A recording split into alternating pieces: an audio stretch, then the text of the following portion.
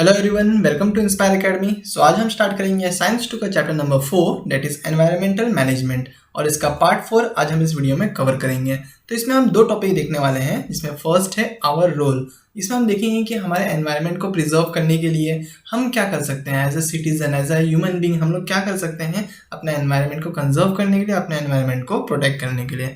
और फिर हम लोग इंटरेस्टिंग टॉपिक देखेंगे कि बायोडाइवर्सिटी हॉटस्पॉट क्या होता है। Okay, so let's begin.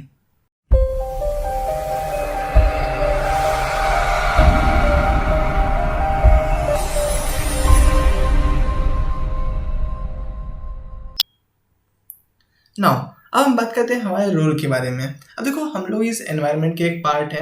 अगर हमारे एनवायरनमेंट को कुछ होता है तो ऑटोमेटिकली उसका इम्पैक्ट, उसका जो असर है वो हमारे ऊपर भी पड़ेगा।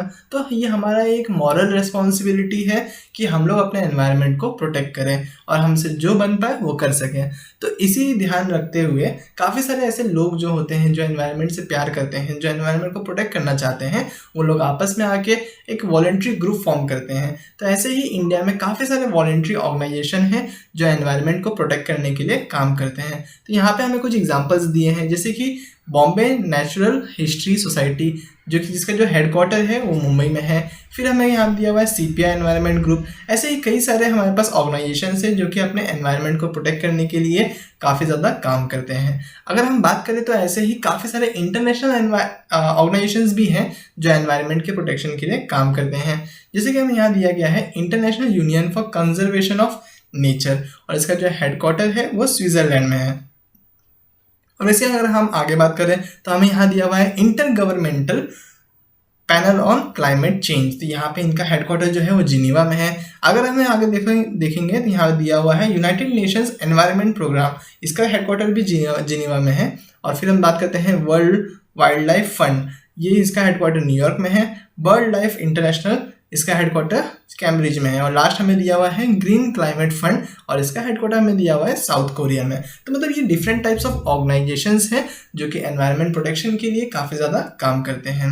तो हमें यहाँ पे एक बताया गया है कि अमंग दिस जो ग्रीन पीस है, ये वर्ल्ड की लार्जेस्ट ऑर्गेनाइजेशन है जो एनवायरमेंटल एक्टिविटीज़ में इन्वॉल्व है। और टोटल 25 लाख पीपल जो है इनसे कनेक्टेड हैं, इनके थ्रू काम करते हैं।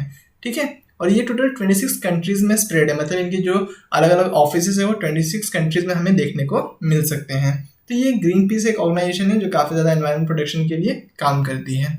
और साथ ही साथ हम लोग को यहाँ पे ध्यान रखना है कि आप जो गवर्नमेंट के जो न्यू प्रोजेक्ट्स होते हैं, काफ़ी सारे हम लोग पब्लिक प्लेसेस पे देख सकते हैं कि हम लोग ऐसे डायग्राम्स बनाए गए, जैसे पिक्चर्स हमें देखने को मिलते हैं। तो ये सारे क्या है, एनवायरनमेंट प्रोटेक्शन के कुछ डायग्राम्स हैं जिनका कुछ मीनिंग होता है। जैसे कि हमें यहाँ फर्स्ट डायग्राम में दिखाया गया है कि यहाँ पे हम लोग को अपना जो वेस्ट है वो कहीं भी यहाँ वहाँ नहीं फेंकना है। अपना जो भी वेस्ट रहता है हमें प्रॉपरली डस्टबिन में फेंकना चाहिए। उसके बाद हम लोग यहाँ पे एक चीज़ नोटिस कर सकते हैं कि यहाँ पे एक ग्रीन कलर का कुछ तो चार्जर जैसे दिखाया हुआ है। अब एक चीज़ याद रखना, कभी भी ग्रीन कलर दिखाया रहेगा ना, उसका मतलब होता है कि एनवायरनमेंट को हमें सेव करना है, एनवायरनमेंट को हमें प्रोटेक्ट करना है। अब चार्जर दिखाया है तो चार्जर यहाँ पे सिंबल है इलेक्ट्रिसिटी का, मतलब कि हमें यहाँ कहा जा रहा है कि हमें इलेक्ट्रिसिटी को बचाना है। मतलब अगर हमें इलेक्ट्रिसिटी की ज़रूरत नहीं है तो हमें अपने लाइट फैंस ऑफ कर देने चाहिए, क्योंकि अगर हम इनको कंजर्व करेंगे तो फिर इसका अल्टीमेटली इससे जो ट्रीज़ वगैरह हैं, जो हमारा एनवायरनमेंट है वो कंजर्व रहेगा।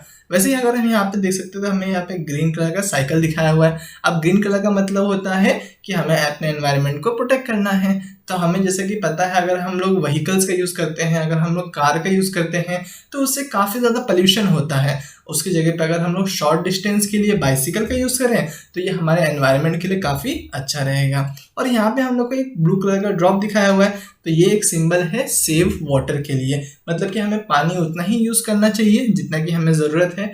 पानी का कभी भी वेस्टेज नहीं करना चाहिए, क्योंकि ये हमारे लिए बहुत ज़्यादा इम्पॉर्टेंट है। Okay,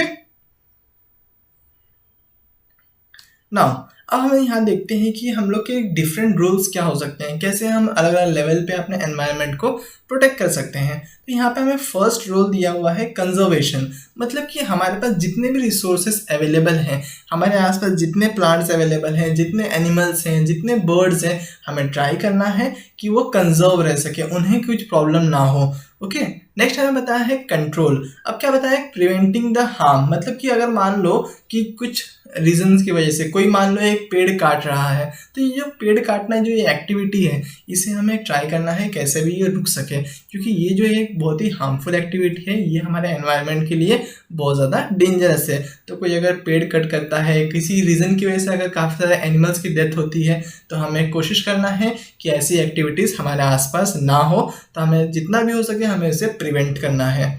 okay. नेक्स्ट लिखा है प्रोडक्शन। अब यहाँ पे हमें बताया है revival of harmed factors of environment. अब अगर मान लो कि हम लोग ने कोशिश किया लेकिन हम उस पेड़ को नहीं बचा पाए, किसी ने मान लो उस पेड़ को काट दिया, कोई हज़ारों पेड़ काट दिए गए, तो हमें कोशिश करनी है कि जितने पेड़ कटे हैं उसकी जगह पे हम नए पेड़ लगा पाए। हम अगर मान लो एक पेड़ कटता है तो हम उसकी जगह पे नए 10 पौधे लगाएंगे और कोशिश करेंगे कि सभी के सभी पौधे जो हैं वो ग्रो करें और अगले कुछ सालों में वो ग्रो करके पूरा अच्छा खासा एरिया कवर कर लें। ओके। नेक्स्ट हमें बताया गया है अवेयरनेस। अब देखो ये बहुत ही इंपॉर्टेंट फैक्टर है, क्योंकि काफ़ी ज़्यादा लोग जो है ना, काफ़ी सारे जो लोग हैं वो एनवायरनमेंट के बारे में उन्हें पता ही नहीं कि हमें क्यों उसे प्रोटेक्ट करना चाहिए, क्यों ये इंपॉर्टेंट है। तो हमें कोशिश करनी चाहिए कि ज़्यादा से ज़्यादा लोग इसके बारे में समझें, उन्हें पता चले कि उनकी कौन कौन सी एक्टिविटी एनवायरनमेंट के लिए हार्मफुल है और हम लोग कैसे अपने एनवायरनमेंट को प्रोटेक्ट कर सकते हैं, कंजर्व कर सकते हैं। नेक्स्ट हमें बताया है प्रिवेंशन। अब यहाँ कहता है कि प्रिवेंटिंग पॉसिबल हार्म्स, मतलब कि हमें कोशिश करना है कि हमारी कोई ऐसी एक्टिविटी ना हो जिसकी वजह से हमारे एनवायरनमेंट पे इफेक्ट पड़ सके।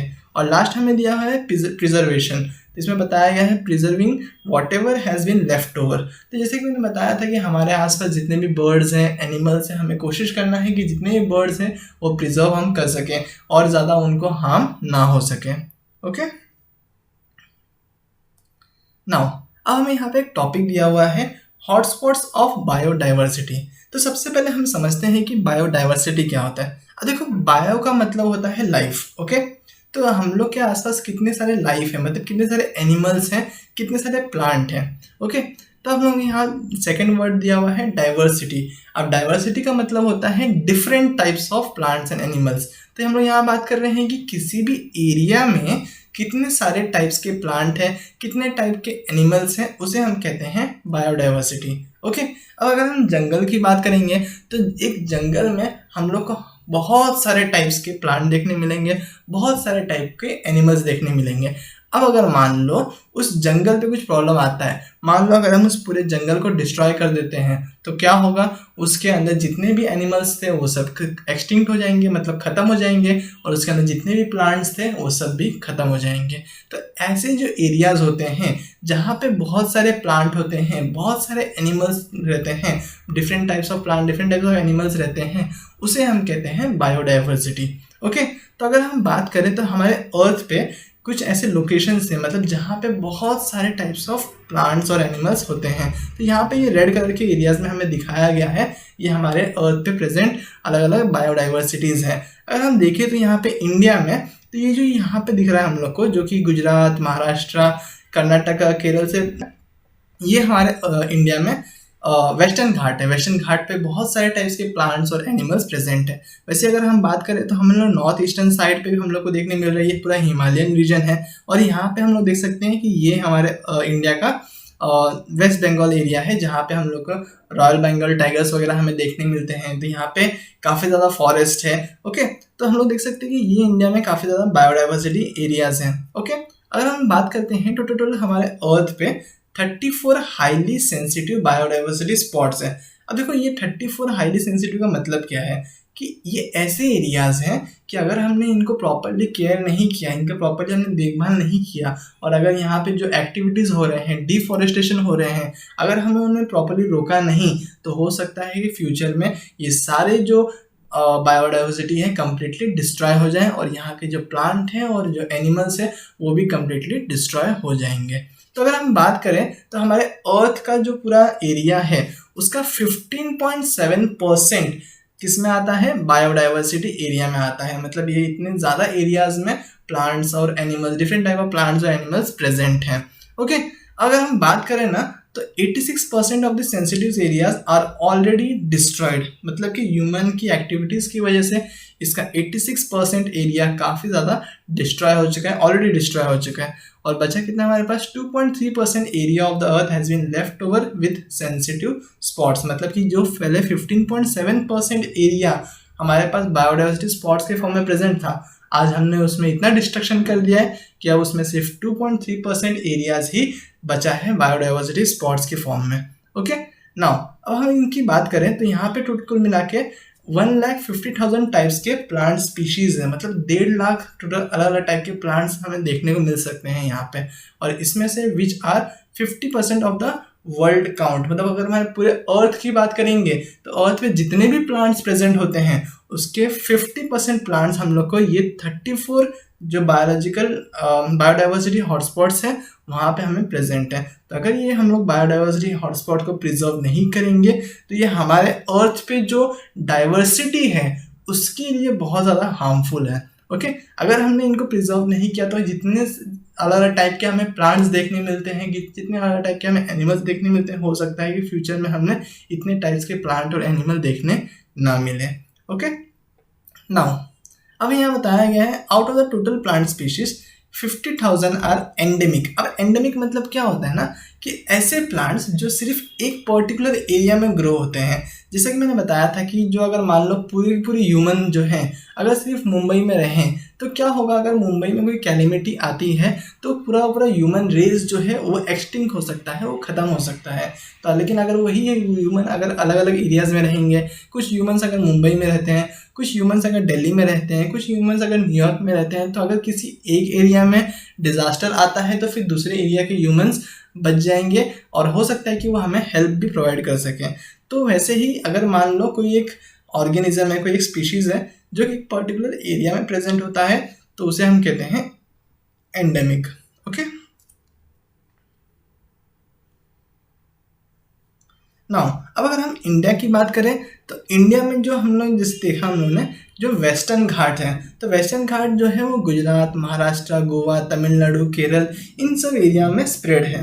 तो ये जो वेस्टर्न घाट है ये भी एक तरीके से एंडेंजर्ड है। एंडेंजर्ड मतलब ये भी खतरे में है। क्यों? Because of mining activity. तो यहाँ पे जो है काफ़ी ज़्यादा माइंस अवेलेबल है जहाँ से आयरन एक्सट्रैक्ट किया जाता है। ओके, अब ये आयरन एक्सट्रैक्ट करने के लिए वहाँ पे जो बायोडाइवर्सिटी है, वहाँ पे जो माउंटेन्स वगैरह हैं उनको कम्प्लीटली डिस्ट्रॉय किया जा रहा है। ठीक है, तो यहाँ पे जो प्लांट्स हैं, वहाँ पे जो एनिमल्स हैं, उनकी लाइफ थोड़ी प्रॉब्लम में आ चुकी है।